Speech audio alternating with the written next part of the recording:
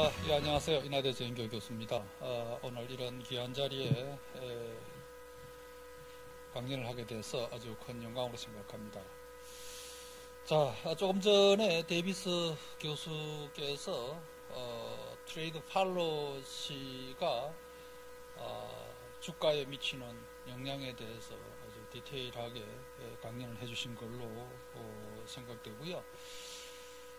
저는 이제 한국 경제에 좀 더 초점을 맞추되, 역시 그 대외 불안 요인 중에서는 미중 갈등이 가장 큰 이슈가 될 것 같습니다. 그런 측면에서 미중 갈등을 얘기를 좀 많이 할 것 같습니다. 그래서 제가 말씀드릴 내용은 이렇게 정리가 되어 있고요. 자, 연초에 리카르도 IMF 총재께서 전 세계 경제 폭풍이 몰려온다라고 했고, 이제 네 가지를 들었죠. 보호무역주의, 그 다음에 이제 금융긴축, 브렉시트, 그 다음에 이제 중국 경제 성장 둔화를 얘기를 했습니다. 첫 번째, 네 번째가 바로 중국 문제죠. 첫 번째는 보호무역주의는 기본적으로 미국이 촉발한 보호무역주의지만은 대상은 역시 또 중국이 될 것이고요. 우리 입장에서 본다면은 미국과 중국은 정치 경제적으로 가장 중요한 나라가 미중인데, 미중 간의 관계가 악화되면은 역시 우리한테 미치는 영향이 가장 클 수밖에 없다라고 생각이 됩니다. 리카르도 총재는 네 가지로 얘기했습니다만은 우리 경제 입장에서 본다면은 그보다 훨씬 더 많은 불안 요인들이 있다라고 생각이 됩니다. 특히 미국 보호무역주의 중에서 232조에 근거한 분야별 혹은 품목별 관세 조치를 미국이 취하고 있는데, 지금은 이제 자동차에 대한 관세 문제가 어떻게 될 거냐. 여러분들이 기억을 하시겠습니다만 작년에는 철강과 알루미늄에 대해서 관세 부과를 미국이 결정을 했었고요. 물론 뭐 우리나라는 미국과 협상을 해서 해결했습니다만 자동차는 철강에 비해서는 훨씬 몇 배의 영향이 있을 수 있습니다. 우리나라 경제 구조에서 철강의 중요성이 자동차 분야의 중요성이 높기 때문에 그렇고요. 지금 현재는 뭐 25% 관세가 얘기되고 있고, 우리나라는 면제받을 가능성이 높다라는 얘기가 있습니다만은 미국에서 최종 결과를 발표하기 전까지는 안심할 수 없는 것이고요. 그 다음에 글로벌 경기 부진은 이거는 뭐 지금 전 세계가 직면하고 있는 중요한 문제고요. 중국은 이미 노멀 그로스, 우리가 이제 신상태라고 중국 사람들이 얘기합니다만은 신상태에서 6%를 지키는 게 과연 얼마나 앞으로 얼마까지 지킬 수 있을까에 대해서 많은 의구심이 제기가 되고 있습니다. 그래서 미국도 그럴 수 있다라는 얘기가 오전 세션에 있었고요. 그 다음에 이제 브렉시트도 역시 이제 큰 이슈입니다.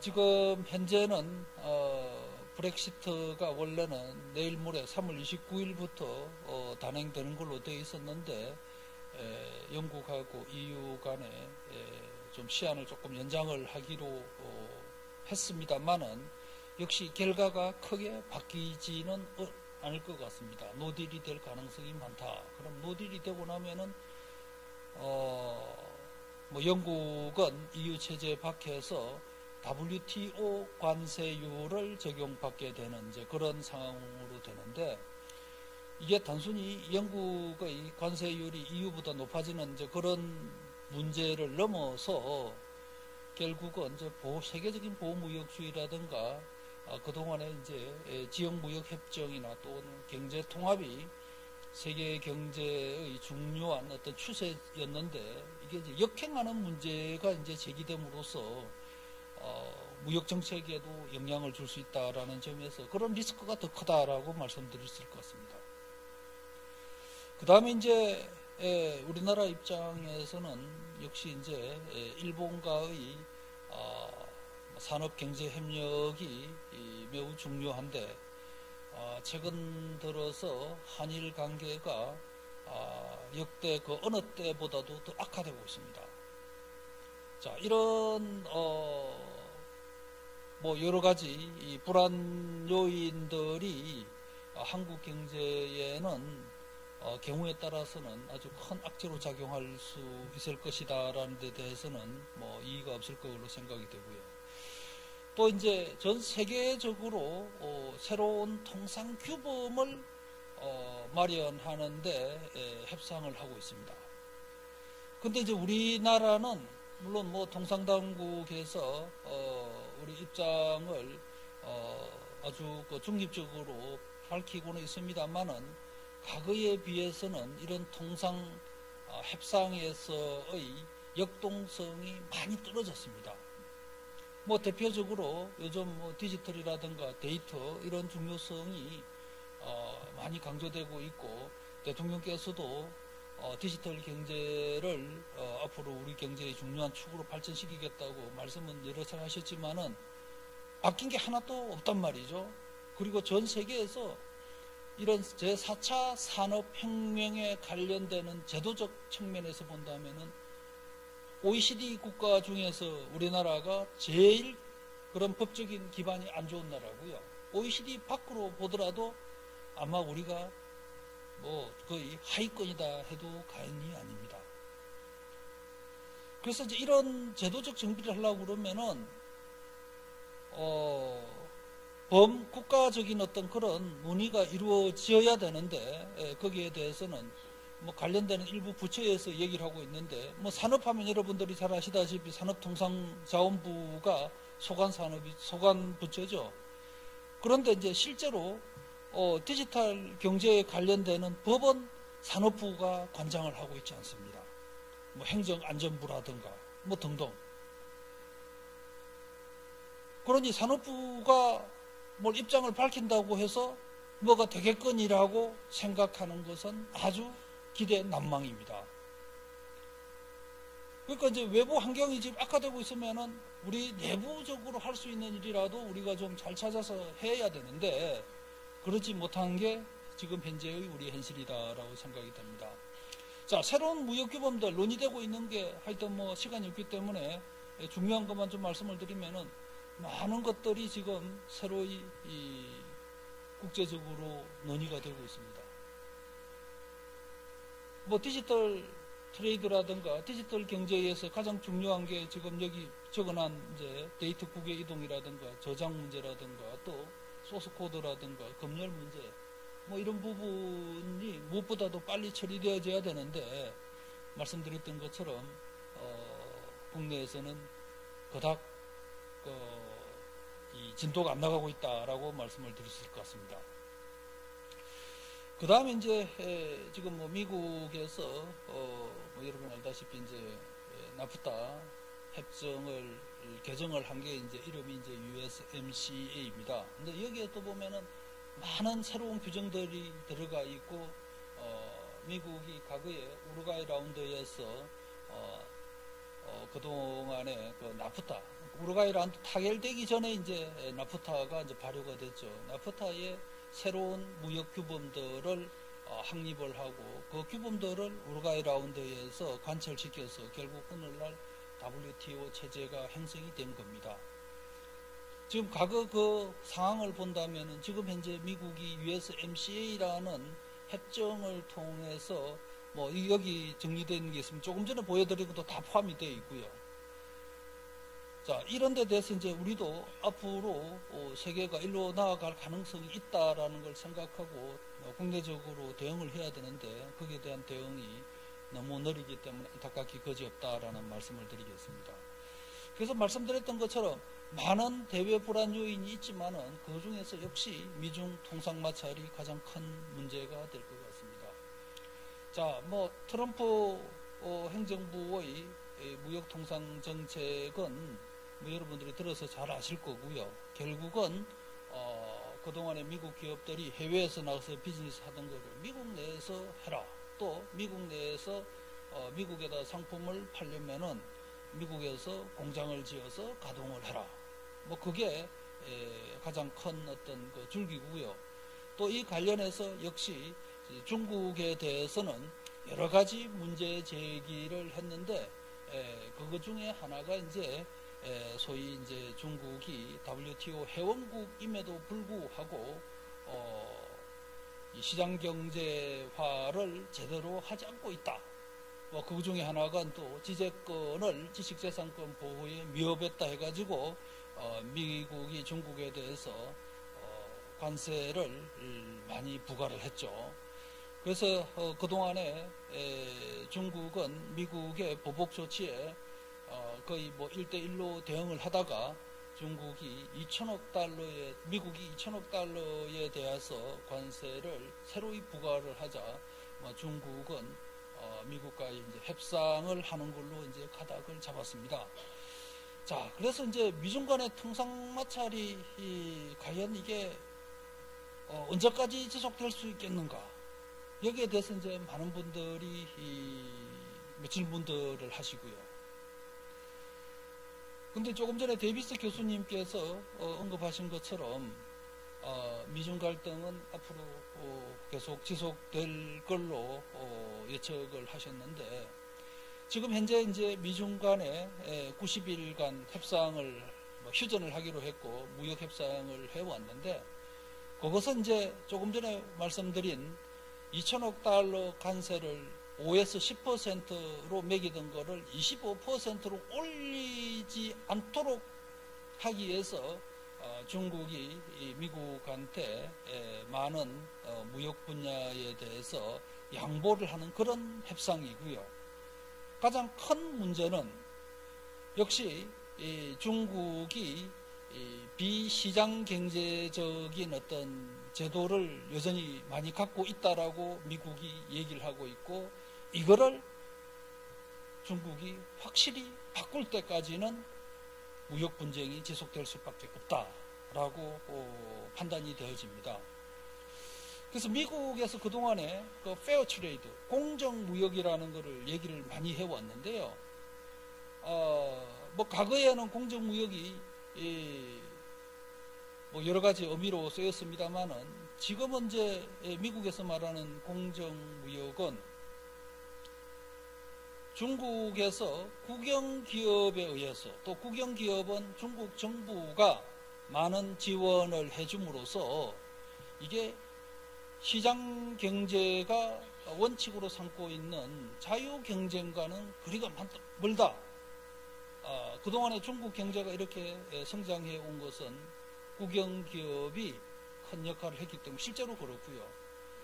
오전 세션에 중국경제연구소의 장 소장께서 발표한 바를 보시더라도 뭐 국영무역 기업들이 국유기업이죠. 국유기업들이 정부의 어떤 그 보조를 받거나 혹은 채무를 늘려서 몸집을 많이 늘렸다라는 것을 알 수가 있었습니다.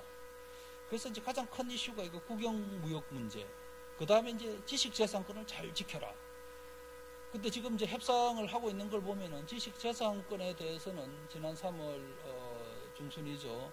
중국에서 미국에서 요구하는 수준의 상당 부분을 수용하는 걸로 그렇게 결정이 되어졌습니다만은 이 국유기업에 관련돼서는 시간이 좀 많이 걸릴 것 같습니다. 거기에다가 이제 1대1로는 단순히 중국의 어떤 그 물류나 통신, 교통 네트망을 세계의 주로 그 외진 지역에 확충해 주는 게 원래 중국이 하던 어떤 그런 그 명분이었습니다만은 지금 와서 보니까 이게 중국의 산업 정책이라든가 또 여러 가지 뭐 위안화 국제화 문제까지 다 맞물려 있는 거고 여기에 대해서도 미국은 상당히 불편한 생각을 갖고 있는 것 같고요. 또 보다 결정적으로는 이제 중국 제조 2025가 되겠습니다.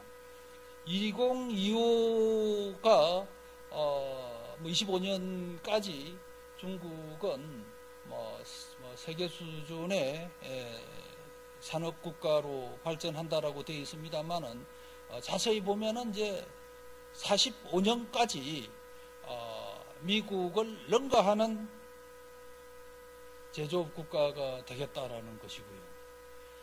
그런데 이제 중국이 이런 목표를 달성하려고 그러면은 역시 그 국유 기업의 역할이 무엇보다도 중요하죠.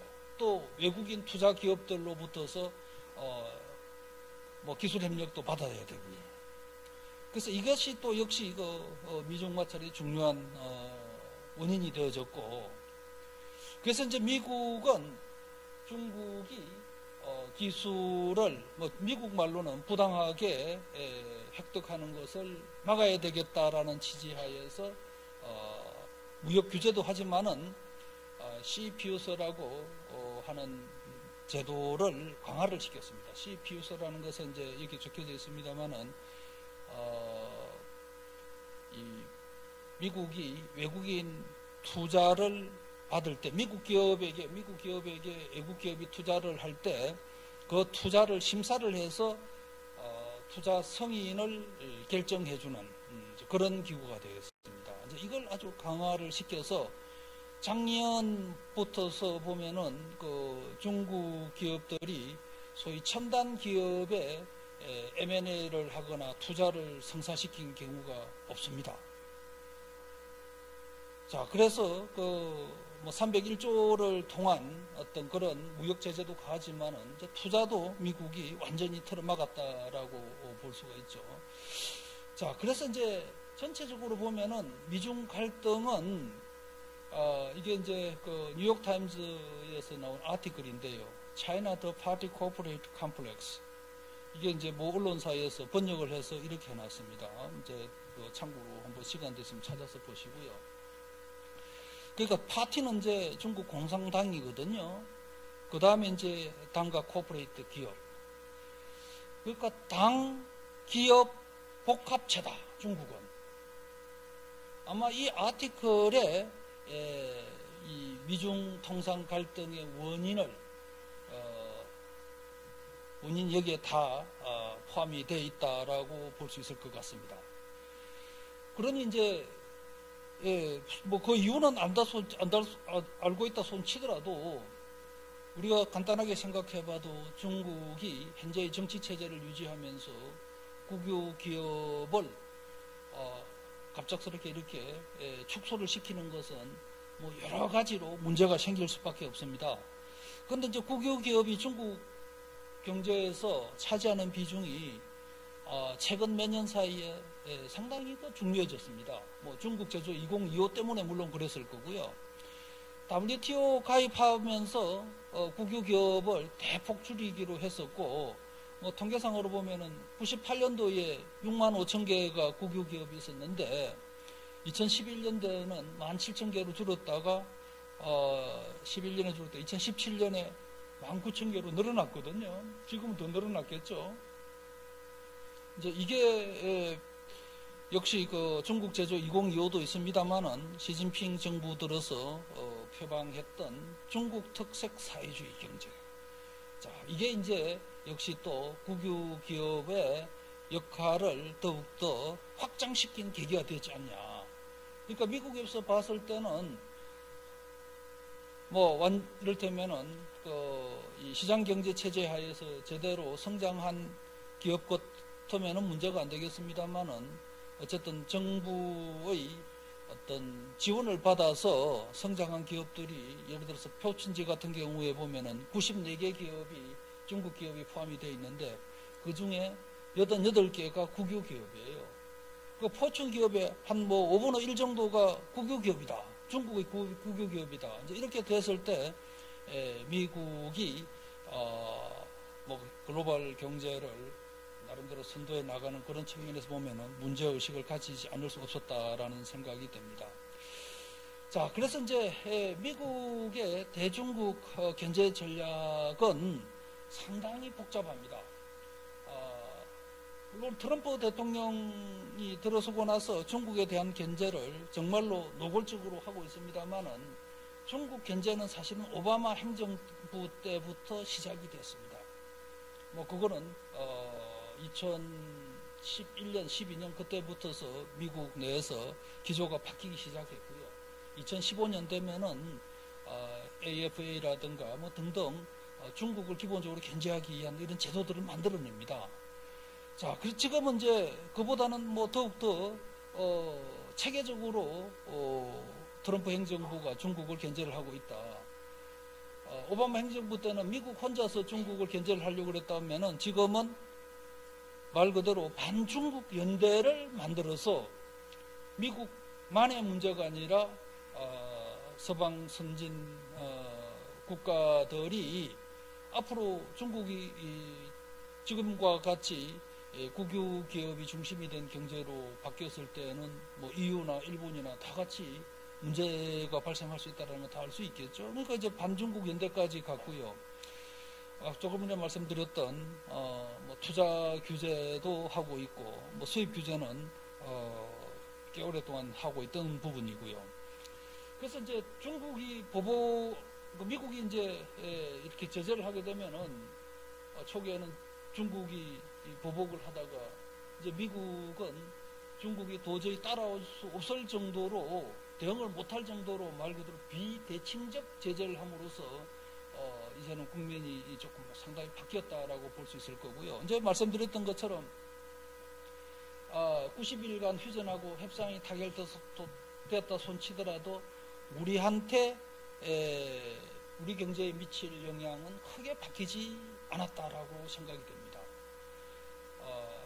뭐 어떤 측면에 있어서는 미중 갈등이 조기에 해소되면은 좋은 부분도 있겠습니다만은 미중 간의 협상 결과에 따라서는 한국 경제에 치명적인 어떤 그런 영향을 초래를 할 수도 있을 것 같습니다. 그 이유는 미중 합의가 된다고 그러면은 가장 중요한 부분은 중국이 미국으로부터서 수입을 늘리는 거고요. 지금 뭐 2조 달러 얘기가 나오는데 그러면은 다른 나라로부터 수입하던 것을 미국으로 수입선을 돌린다는 얘기 아니겠습니까? 우리나라가 중국에 수출하는 것의 한 70%가 중간재인데 뭐 중간재는 미국산으로 대체될 수 있는 가능성이 상당히 높습니다. 기계 등도 마찬가지로 자본주도 그렇고요. 자, 그렇게 됐을 때 역시 우리 경제는 미중 협상 결과에 따라서 예상 외의 지금까지 생각하지 못했던 그런 충격을 받을 수도 있다라는 생각이 들고요. 그 다음에 이제 트럼프 행정부의 진용들을 보면은 이분들이 이제 말 그대로 트럼프 대통령의 그 트레이드 팔러시의 키 어드바이저들인데 여러분들 이분들 보시면은 공통점이 뭐라고 생각됩니까? 연세가 많으신 분 대부분 다 그렇죠? 다 부자들이고요. 중국에 대해서 또 잘 아는 분들이에요. 그러니까 이제 백악관에서 통상정책을 저렇게 아주 뭐 미국이 하는 통상정책이 앞으로 평가를 받을 기회가 있겠습니다만은 상당히 그 문제가 많거든요. 뭐 초법적인 어떤 그런 그 제재들을 하고 있고, 근데 그 내부에서 이러면 안 된다라는 얘기를 하는 사람이 거의 없단 말이죠.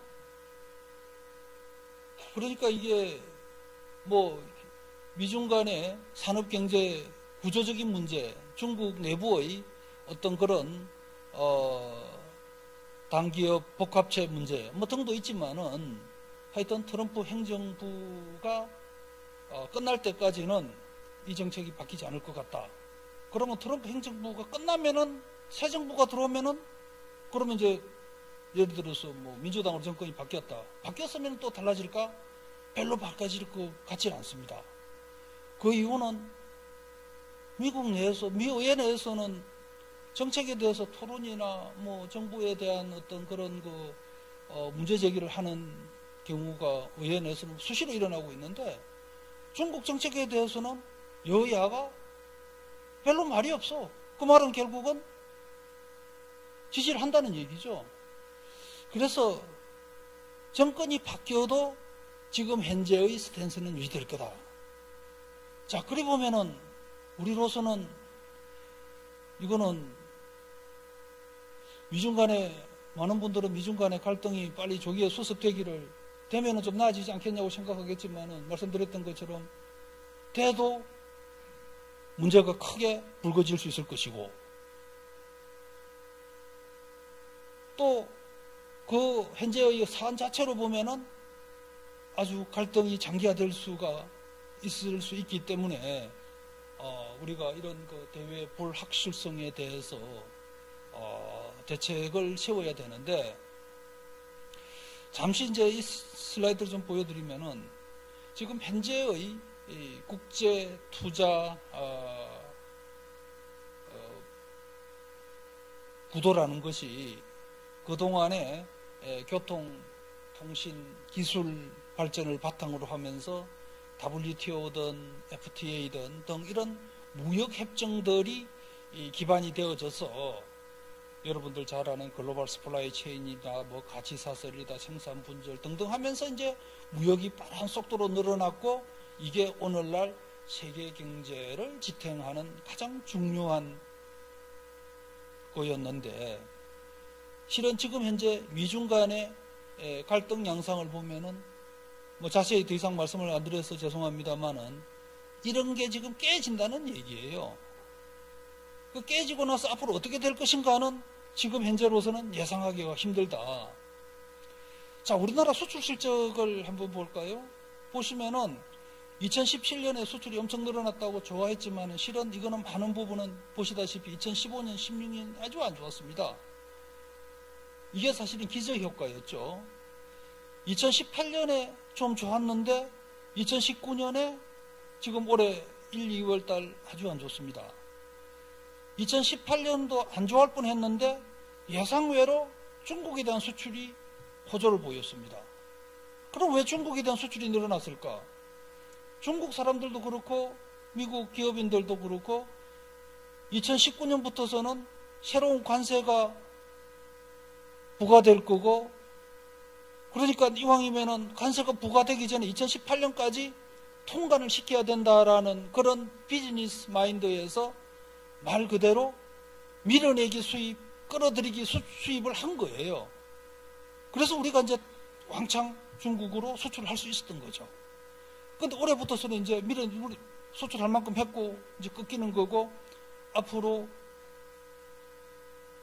뭐 낙관적인 예상을 하긴 어려울 거다. 가공 단계별 수출을 본다면은, 보시면은 2018년도에 자본재 수출이 많이 줄었습니다. 올해 들어서는 더 떨어졌죠. 이제 중간재를 한번 보십시오. 중간재가 눈에 띄게 줄어들었습니다. 자, 그 다음에 이제 국가별로 타이포가 있네요. 국가별 수출을 본다면은 역시 말씀드렸던 것처럼 중국에 대한 수출이 아주 떨어지고 있죠. 다행히 뭐 미국으로는 좀 잘 나가고 있습니다만은, 그 다음에 이제 품목을 본다면은, 보시면은 역시 중간재가 많습니다. 자, 이런 추세가 이어진다면은 국내 중소기업한테는 말 그대로 결정적인 타격이 될 수가 있을 거다라는 생각이 들고요.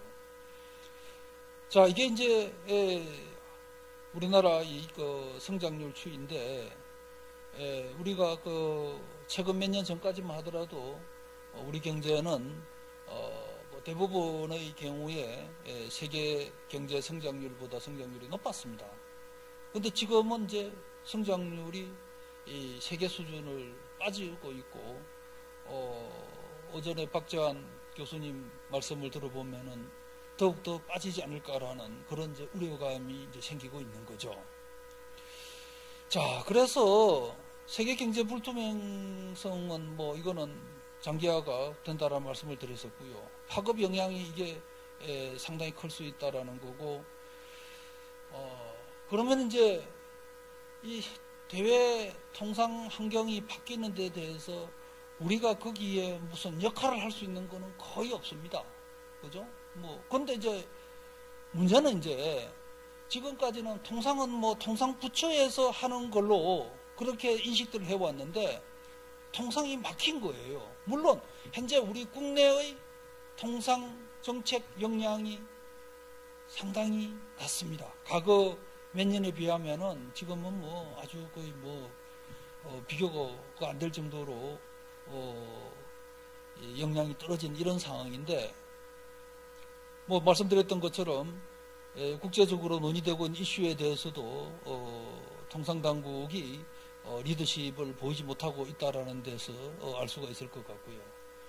그러니까 통상이 막혔다, 소출길이 막힐 가능성이 있다고 그러면은 어쨌든 국내 경제를 띄우기 위한 어떤 산업 정책이라든가 여러 정책들이 있어야 되는데, 지금 보면은 뭐 여러분들이 각자 판단할 일입니다만은, 상황입니다만은, 그런 모습이 안 보인단 말이죠.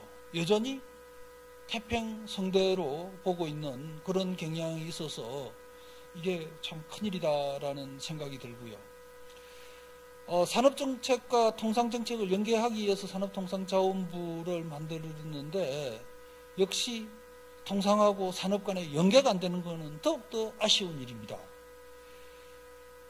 자, 그래서